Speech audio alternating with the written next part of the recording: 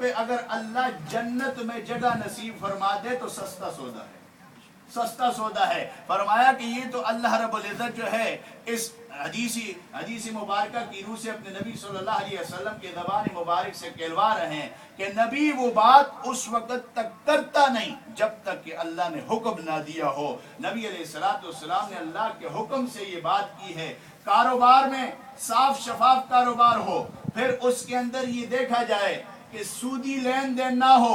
اس لیے کہ سود کھانے والا، سود میں چلنے والا، سود کو لکھنے والا اور سود کی جو ہے امداد کرنے والا، اس شخص کے بارے میں ارشاد ہے فَأْذَنُوا بِحَرْبٍ مِّنَ اللَّهِ وَرَسُولِهِ، اللہ کے ساتھ اور اس کے رسول کے ساتھ جنگ کرنے کے لیے یہ بندہ تیار ہو جائے۔ اللہ کے ساتھ کوئی جنگ کرنا شروع کر دے اور اللہ کے رسول کے ساتھ جنگ کرنا شروع کر دے، کتنی سخت بات ہے، انسان دائرہ اسلام سے نکل جاتا ہے، گویا کہ اس فعل کو کافروں کا فعل قرار دیا ہے۔ اور پھر فرمایا سود کے 70 بڑے بڑے گناہ ہیں، بڑے بڑے دروازے ہیں۔ ادنا دروازہ اس میں یہ ہے کہ اپنی ماں کے ساتھ زنا کرنا،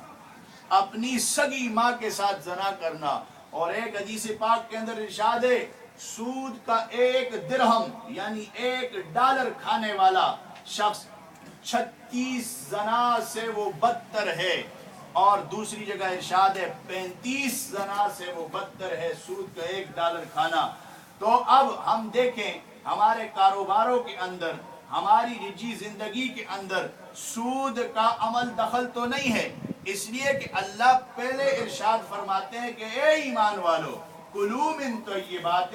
ما رزقناکم، اسی سود سے پیسہ ملے گا، پیسے سے چیزیں آئیں گی، چیزوں سے پھر وہ چیزیں تمہارے پیٹ کے اندر جائیں گی تو معاملہ ادھر ہی آ جائے گا، اور پھر سود کا گناہ الگ سے رہا۔ تو اللہ فرماتے ہیں کلوا من طیبات ما رزقناکم، پاکیزہ چیزیں کھاؤ، پاکیزہ رزق کو تلاش کرو، تم مر نہیں جاؤ گے اگر تم نے سود کو چھوڑ دیا۔ حجت الوداع کے موقع پر پیغمبر خدا صلی اللہ علیہ وسلم نے یہ اعلان فرما دیا میرے چچا کا جو سود ہے لوگوں کے ذمہ، آج میں محمد الرسول اللہ صلی اللہ علیہ وسلم تسلیماً کثیراً کثیرا اس کو معاف کرتا ہوں، آج میں اس کو معاف کرتا ہوں۔ قرضہ لوگ ادا کر دیں، اوپر کا سود ختم ہے ان کے لیے۔ جن علاقوں کے اندر یہ بات رائج ہے کہ 2000 دے کے اس کے پیچھے جو ہے 1000 لیتے ہیں، لاکھ دے کے اس کے پیچھے 10,000 لیتے ہیں، یہ اسلام کا طریقہ نہیں ہے، یہ کافروں کا طریقہ ہے۔ ہمیں اسلام نے یہ سکھایا کہ اگر تم کسی کو قرض دو تو برابر سرابر والا معاملہ کرو، قرض دے دیا جتنا دیا ہے اس کے مطابق اس سے قرض واپس لے لو، اگر تم نے اس کو اس قرض کی مہلت دے دی، اللہ رب العزت اپنی شانی کریمی سے قیامت کے دن تجھے مہلت دے گا، اور اللہ پاک کے لیے تو نے اگر اس شخص کے جو ہے حالت کو دیکھ کر اس کو مہلت دی اور اس کی تنگی کو دور کر دیا، وہ پیسے تجھے ادا کرے گا، اللہ قیامت کے دن تیرے اوپر جو ہے تنگی نہیں فرمائے گا، فراخی فرمائے گا۔ اللہ جل جلالہ و امن والہ تیری عزتوں کو بڑھائے گا اور تیری شان کو بڑھائے گا۔ تو سود بھی بہت بڑا اہم گناہ ہے اور بہت بڑا گناہ ہے۔ اس کے اندر آج ہم ایسے مبتلا ہو چکے ہیں کہ سود کو گناہ ہی نہیں سمجھتے، حالانکہ سود کے بارے میں آتا ہے اس کا لفظ قرآن میں ربا ہے، یعنی عربی کے اندر ربا بولا جاتا ہے اس کو۔ یا ایھا الذین آمنوا، اے ایمان والو، لا تأکلوا الربا، کہ نہ کھاؤ سود، اضعافا مضاعفا، بڑھا چڑھا کر، یعنی قرضہ دو اور پھر اس سے زیادہ لو، یہ والا معاملہ ختم کر دو۔ واتقوا اللہ، ڈرو اللہ رب العزت سے، لعلکم تفلحون، یعنی اگر ڈر کی وجہ سے تم سود چھوڑ دو گے، ڈر کی وجہ سے تم حرام چھوڑ دو گے، ڈر کی وجہ سے کھانا پینا پاک اور صاف کر لو گے، پاکیزہ کر لو گے، لعلکم تفلحون، کامیاب ہو جاؤ گے، دنیا میں بھی کامیاب ہو جاؤ گے، آخرت کی ہمیشہ ہمیشہ کی زندگی کے اندر کامیاب ہو جاؤ گے۔ مقدم تو آخرت ہے، والآخرۃ خیر وابقی، کہ مقدم تو آخرت ہے، دنیا گزر جائے گی، اگر کوئی محل کے اندر رہنے والا ہے وہ بھی چلا جائے گا، اور اگر کوئی جھوپڑی کے اندر رہنے والا ہے وہ بھی چلا جائے گا۔ ہمارے نبی صلی اللہ علیہ وسلم نے ساری زندگی جھوپڑی کے اندر گزار دی، ہمارے نبی صلی اللہ علیہ وسلم نے ساری زندگی فرش کے اوپر آرام فرمایا، زمین کے اوپر آرام فرمایا، ہمارے نبی صلی اللہ علیہ وسلم نے اس مسجد کے اندر نماز پڑھی کہ اگر بارش ہوتی تھی تو وہ ٹپک رہی ہوتی تھی اور کیچڑ کے اندر سجدہ دیا جاتا تھا، صحابہ اکرام بھی دیتے تھے اور دونوں جہان کے سردار بھی سجدہ ادھر ہی دیا کرتے تھے۔ تو مکان کے اندر کامیابی نہیں ہے، اور گاڑیوں کے اندر کامیابی نہیں ہے، کاروبار میں کامیابیاں نہیں ہیں، کامیابی ہے تو صرف دین کے اندر ہے۔ اور اگر اسی کاروبار کو